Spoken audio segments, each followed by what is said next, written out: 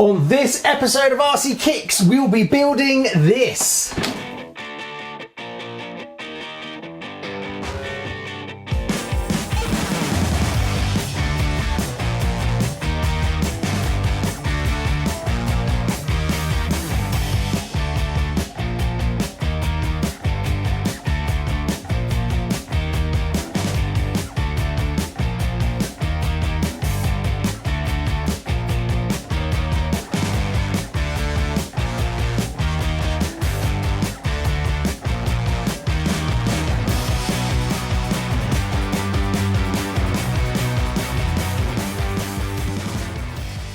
Hi and welcome to RC Kicks. On today's show we're building the DF-02 from Tamiya, the Aero Avante 1/10 buggy. Right, let's unbox it, lay it all out and we'll crack on. If you haven't seen the unbuilding video for this, I'll put a link up here, go check that out.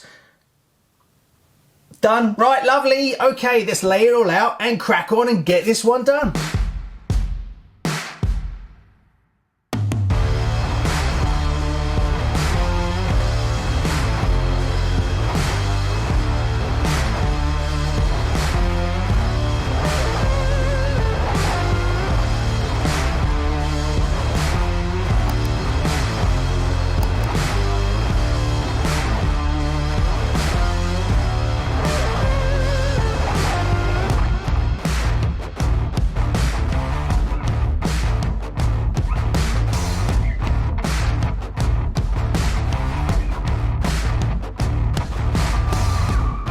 And in a blink of an eye, everything's laid out. Actually, it's a very simple kit, so it doesn't take very long to lay out the parts, to be fair. Right, we're kicking off on page 4, number 1, and we're building the diffs. In this kit, the diffs are all metal, so a little bit of a thumbs up to Tamiya for that one.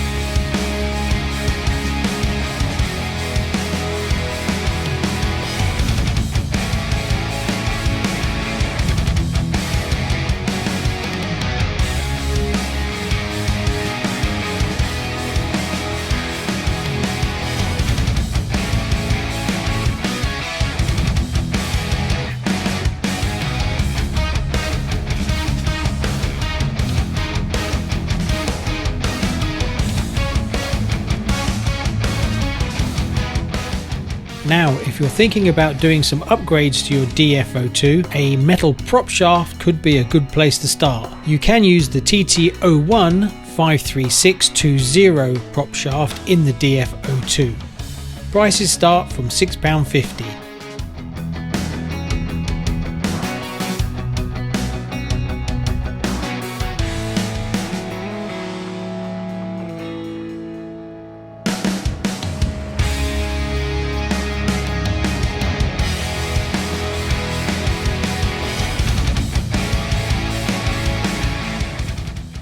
Now, it's possible to find metal uprights for the DF-02.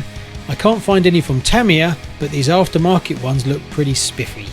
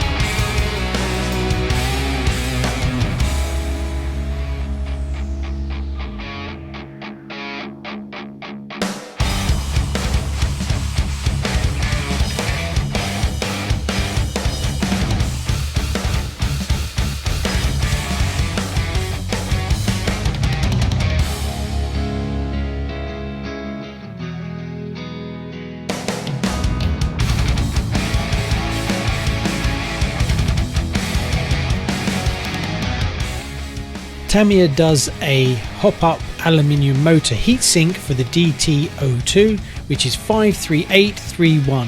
You're looking at about £11.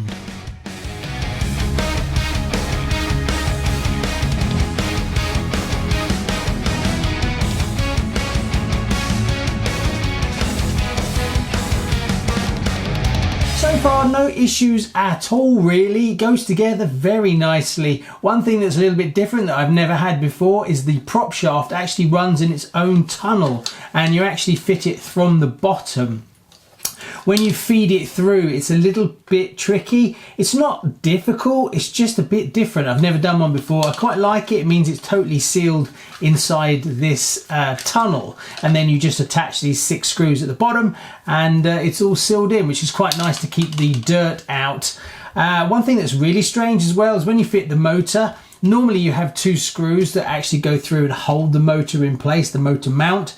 It doesn't have that on this car. The actual top plate is what holds the motor in place, which I'm not too sure about, because obviously the pinion has got to sit nice and precise with the spur gear, and the only thing that's holding this in is this top plate. Now on the TT-02B, this top plate can get a little bit, these screws can actually start to come away, so not too sure about that. On this one, we'll see, I guess. Apart from that, the diffs go together super easy, and it's a lovely simple build, and I'm really enjoying it. Obviously I'm putting bearings all throughout. I did make one mistake on the front bulkhead. I actually put this on the wrong way around. Then I wondered why it didn't go together properly. Then obviously I realised and swapped it round. But apart from that, this is not the strongest bulkhead in the world. The back one's pretty good, but the front one feels a little bit flimsy. Right, let's carry on. Where did we get to? We are now going to do the rear arms, which is page 7, number 9.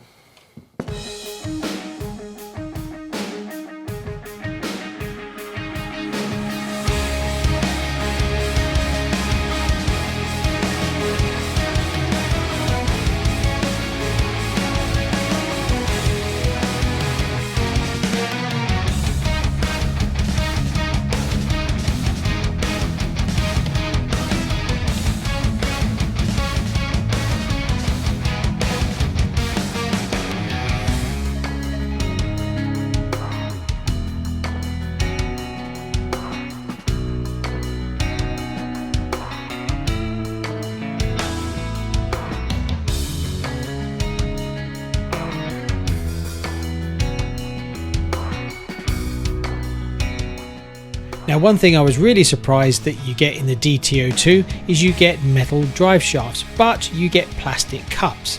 You can also swap them out for Tamiya 53790, which is universal shaft metal cups. Now, the DT-02 comes with metal dog bones, but you can upgrade to universal shafts under Tamiya 53791.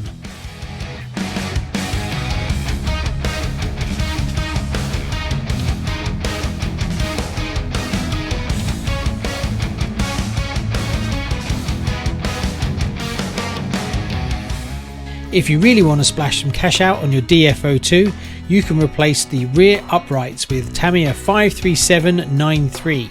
These do look a little bit expensive for what they are.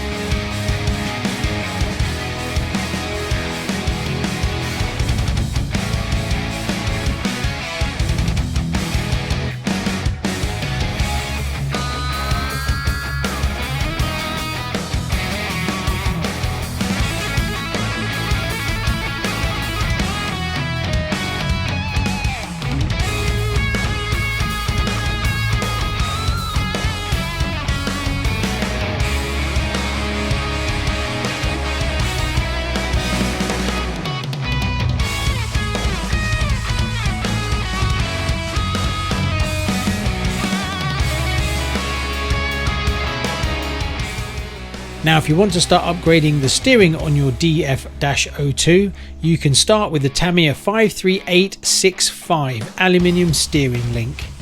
This will set you back £32 though. Ouch.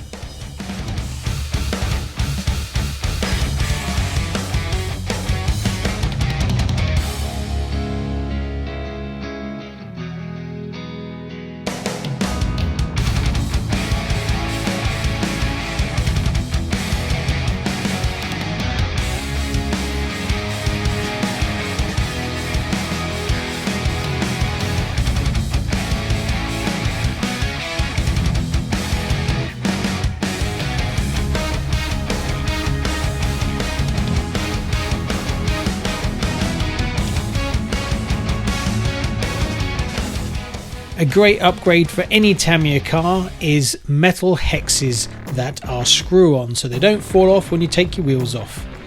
I found some aftermarket ones for £7.39.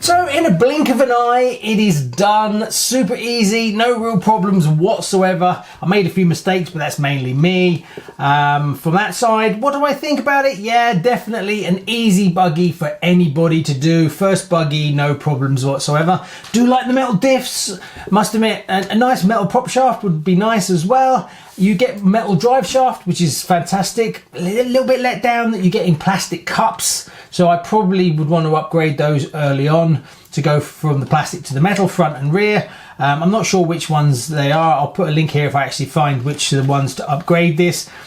My only concern with this chassis is that obviously it was designed more for the cell-based one, the batteries. But one thing I found when I was setting up the electronics is I took a pretty standard battery that fits in almost everything. And yes, it sits nicely in here, but can I, for the life of me, get this battery clip to fit? No. So what I'm going to have to do is modify it slightly to make these uprights slightly longer by putting in a washer or something to raise them up. I only need a mil or so, but the main reason was you had cell base, so you would actually have it this way and it would clamp them down. But when you flip this over to have a flat battery like that, there's actually ridges, and those ridges are what the problem is. It doesn't work, so I can't actually do that up, which I'm surprised about that.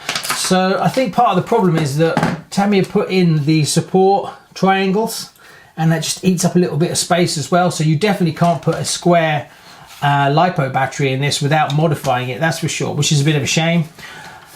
Apart from that, no issues whatsoever. The rear suspension is a little bit bouncy, so that needs addressing, but that's just dialing it in. Probably some slightly thicker oil and maybe going from a 2 to 1 hole, I don't know, something like that. Someone did send me a setup guide for this car, so I will refer to that and see what it is and see if I can improve it. This is not really going to be driven that much. I'm only going to put it around the track to get a time, and then it will just join the Avante collection. From that point of view, so I want to keep it reasonably shelf queen fresh. Next, we move on to this. Now, I did hear this body is a bit complicated around the air section. Doesn't look too bad. I guess I just take my time and cut it out. Painting it up is just one color as far as I know. I will check the manual. So it shouldn't be too difficult. Just got to mask off the cockpit and away we go. So next we need to cut this out. So let's do that.